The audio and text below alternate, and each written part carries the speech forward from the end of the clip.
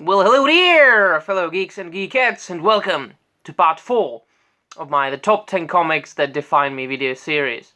But first, cheers, or skål, as they say in Scandinavia. Well, with a glass of chilled energy drink once again, because I need power! Right.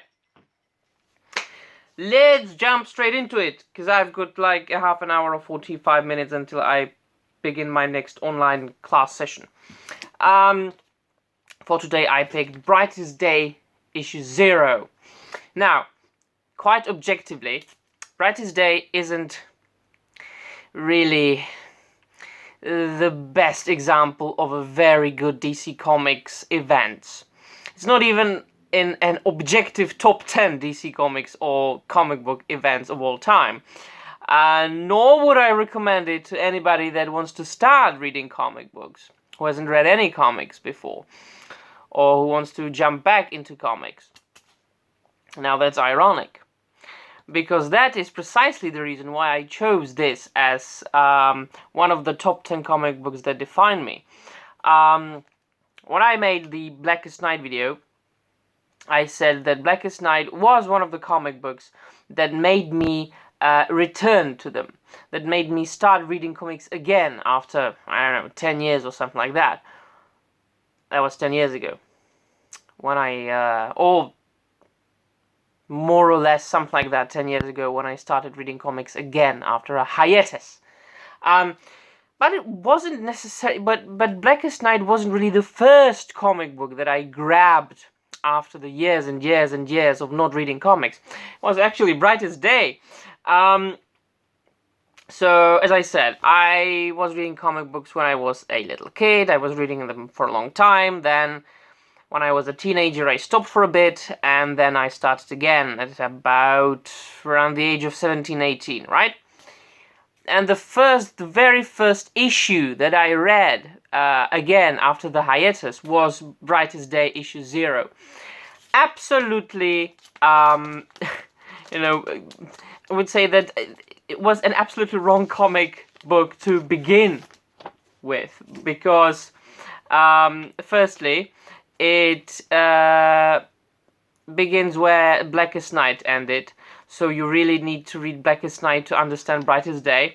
And not only do you need to read Blackest Night in order to understand Brightest Day, but it would be ideal if you had a general knowledge of what had happened in the DC Comics universe since, well, at least this was published June 2010, so at least since around 2005.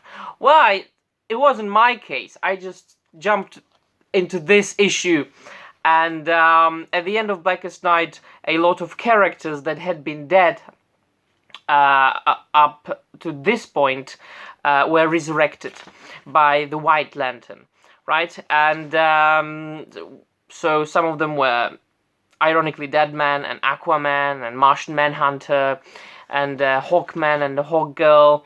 Well, they died during Blackest Night, and then they were resurrected at the end of Blackest Night, so they didn't even stay dead for an entire series. But at the end of the Blackest Night event, they were resurrected. And Brightest Day is about all the characters, or all the main characters that were resurrected during the Blackest Night events, and how they are coping with their return into the main DC Comics multiverse reality.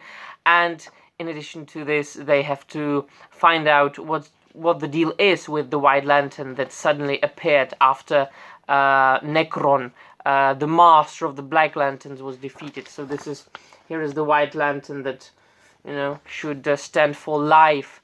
As I said, as far as the color spectrum in the DC multiverse, you've got the Green Lanterns, they stand for will or willpower. You've got the Red Lanterns for rage, and you've got Indigo Tribe for compassion, Blue Lanterns for hope, and so on and so forth. So apparently the White Lantern should stand for life itself. And as far as the 0th issue, we jump from one character to another character. like for instance, we start with Dead Man, who, you know, had been known for really being a sort of a ghost character, a dead man, right? But he was resurrected, so he lives. He suddenly lives, a live dead man. So that was something new after years and years and years of DC universe. But what grabbed me and what fascinated me about it was exactly that I didn't know anything about that, you know, about any of these characters. Like, you know, I knew who Green Lantern was, I knew who Batman was, I have always known who Batman was, but you know what I mean. I knew all the characters, or most of the characters, but I didn't know what had happened to them before Brightest Day. It was, you know, a field of mystery to me. And suddenly there were these characters talking about things that I hadn't read. So reading this made me go back, way back, and read all the comic books that I could find and I could lay my hands on, so I can understand the events of the Brightest Day. And at the same time, I was continuing with the reading of the Brightest Day event. I was reading it.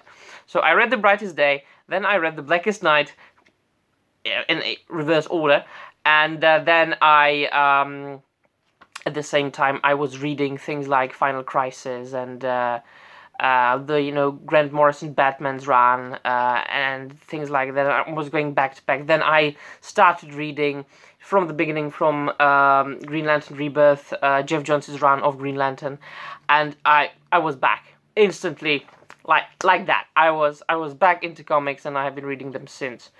Again.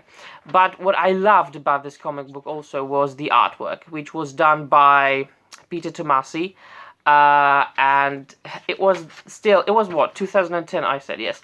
It was the time when the comic book artists, the pencilers, weren't afraid of portraying, well, I will be as honest as possible, portraying women as women with female features, beautiful women. Here you can see Mera, Aquaman's wife, right? A beautiful woman. She is reunited with Aquaman, of course, because he had been dead before that, right? So they spend some time in the lighthouse on the shore, right? So they talk about, you know, him being dead and then coming back, right? And then they decide to take the bath in the sea.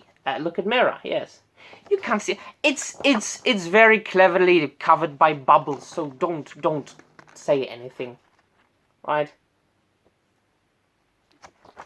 Now, before comic book stores were shut down because of the, you know, crisis in the world, and before most of the comic book creators were told to put their pencils down, for a long time, people, or comic book creators were afraid of portraying women like that. It even, you know, developed a name, a body what was it, like a Marvel proved body type, something like that, when, you know, you really couldn't draw women with distinctive female features because it was considered to be, I don't know, sexist or something like that. Well, I don't know, I don't really care about these things because I've got more important things to think about, like reading actual good things and writing my own creations and watching films and, you know, trying to survive in the world rather than thinking about all the isms and ists and things like that. So, as I said, I loved Brightest Day because of the mystery. There was the factor of mystery for me, and the artwork by Peter J. Tomasi. It was written by Jeff Johns, obviously, right? So look at that. This is the cover of the first issue. I've got it as well, and it's beautiful, right? And at the end of the 0th issue, there's Sinestro. I knew Sinestro, but I really didn't know much about him 10, 11, 12 years ago when I started reading that. So yeah, that's it. That's why I chose Brightest Day as the 4th comic book in my top 10 comics that define me. comic book video series. And as always, I will conclude this video with a huge thank to the Uncanny Omar from the Near Mint Condition channel for his inspiration, because it was actually his idea to make a video like that, and I was inspired by him. So thank you once again, huge shout out to him. Brightest Day issue 0 was the 4th pick in the series, and I will see you in another video. I'm looking forward to it. But it's all for me today, my friends. Once again, cheers and bye.